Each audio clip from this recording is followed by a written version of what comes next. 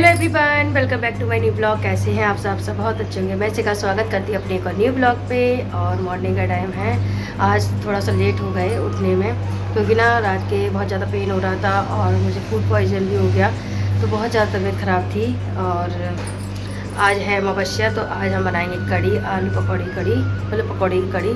और बच्चे क्या, मतलब राम स्कूल जा चुका है, आरोही तो गई अपनी नानी के घर पे, बहुत मस्ती कर रही नानी घर पे। हस्बैंड चिल्ला रहे थे, कह रहे थे कि क्यों भेज दिया ये वो, खुद नहीं भेज दिया और हमसे बोल रहे थे क्यों भेज दिया। हमने कहा पहले ही पूछा था कि उसके पेपर है तो अभी तुमने भेज दिया। उसके 17 तारीख से पेपर है, उसको बुला लेंगे या फिर हम ही जाएंगे तो ले आएंगे, नहीं तो भैया छूट जाएगा। और बन रही है चाय।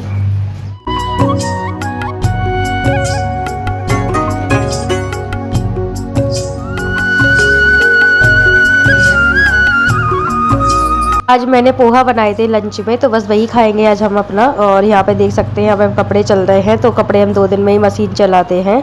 तो चलिए अब बना लेते हैं कड़ी। चाय नाश्ता मेरा हो चुका था, अब हम बना लेंगे कड़ी, क्योंकि आज अमावस्या है।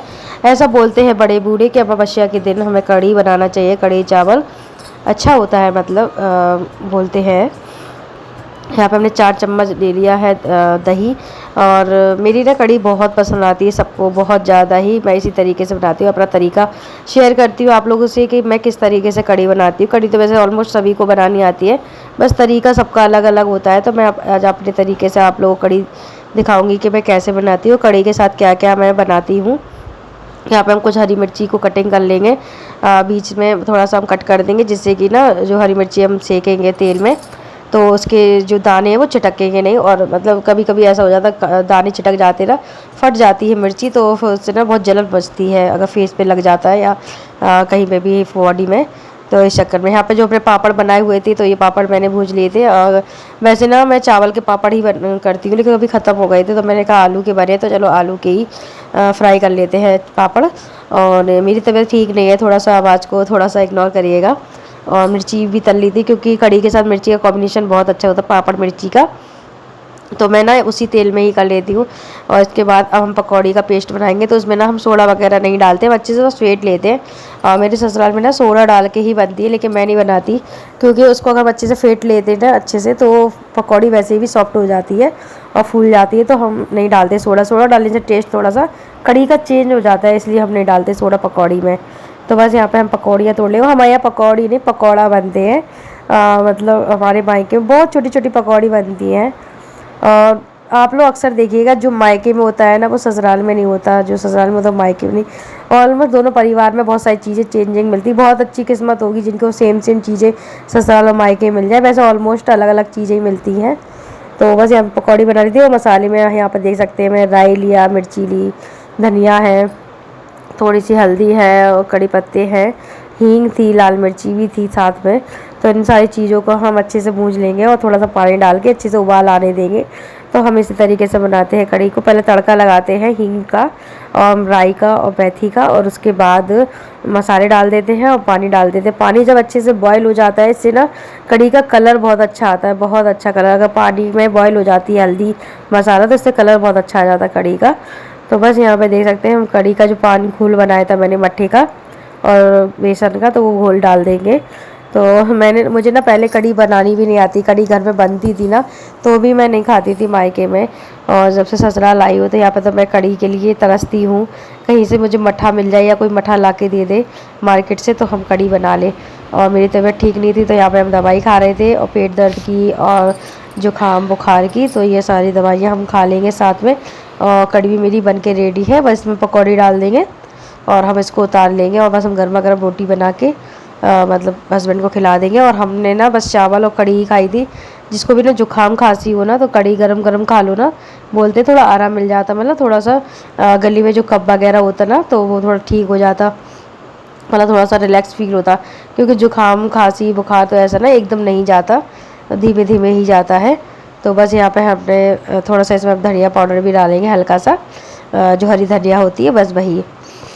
तो बस देख सकते हैं यहाँ पे मेरी कड़ी बन के रेडी है। और चलिए आप लोगों से कुछ इंपॉर्टेंट बातें करते हैं। तो गाइस खाना वगैरह बन चुका, कड़ी भी बन चुकी। सुबह जब हस्बैंड ने देखा था कि हम सो रहे थे 10 साढ़े 10 बजे, सो क्या मतलब लेटे थे, तबीयत ठीक नहीं थी और पूरा काम तो करना ही है।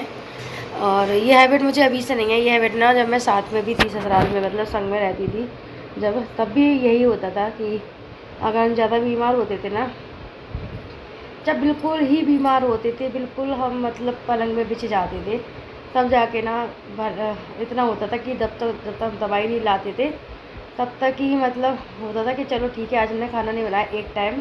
और शाम के टाइम क्या होता था, शाम के टाइम फिर दिखाने जाते थे डॉक्टर को, या फिर हमें आराम नहीं मिलता था, पूरा खाना बना के मतलब सब्जी आटा लगा के, पूरा जितना शाम का काम होता था, डलिया लगाना, पूजा करना, बहुत सारे काम होते शाम के, सब कुछ करके फिर जाते थे दवाई लेने के लिए।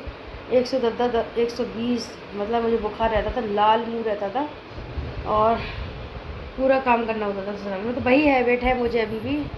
अच्छा होता है, भगवान जो भी करता ना अच्छे के लिए करता, उसको मैं बुरा लगता है उस टाइम पे, भगवान को पता होती है सारी चीज़ें कि तुम्हें करना है आगे जाके, तो अभी से तुम हैबिट डालो उस चीज़ को, नहीं तो फिर एकदम से पड़ती ना कोई चीज़ तो फिर इंसान को हैबिट भी नहीं होती, और वो चीज़ जब होती ना तो फिर चिड़चिड़ापन, लड़ाइयाँ घर में, बहुत सारी चीज़ होती, तो हमें पता है ऐसा होता है, तो हम कर लेते हैं सारा काम। और ना मेरी तबीयत इतनी ख़राब है, सच बताया ना, जुकाम है, पेट में दर्द है, फूड पॉइज़न हो रहा, मतलब मैं लूज़ मोशन, और जी भी घबरा रहा बहुत ज़्यादा, मतलब बीपी लो वगैरह, और पथरी भी है, मैं बहुत तकलीफ़ हो रही। फिर भी ना हम खाना बनाया, अब कपड़े धुले, झाड़ू पोछा किया, जितना भी सब कुछ काम था। आंटी आ गई बर्तन वाली, तो बर्तन वाली आंटी एक टाइम आती है तो शाम के बर्तन मांज देगी।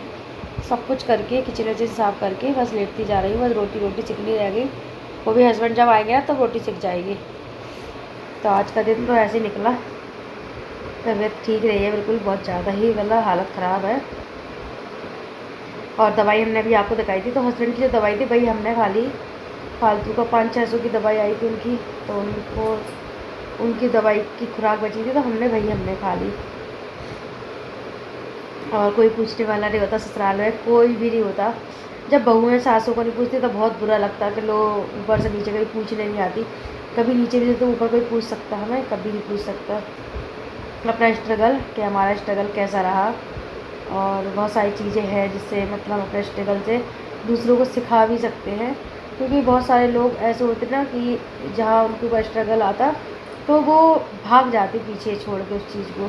तो मैंने भागा नहीं है, मैं उस चीज़ से लड़ी हूँ और उससे मतलब लड़ के जीती हूँ, तो इसलिए मैं आप लोगों से शेयर करूँगी। और ऐसा नहीं कि हम ससुराल वालों की बुराई या किसी की बुराई करेंगे, ऐसा कुछ भी नहीं है। हम अपना स्ट्रगल बताएंगे कि हमारी मानसिकता क्या थी, मतलब हमने अपनी मानसिकता को कैसे स्थिर रखा, और कैसे हमने घर को मतलब घर बनाया, मतलब नहीं तो घर में करने में एक पल लगता है, हमारा घर बिगड़ जाता है।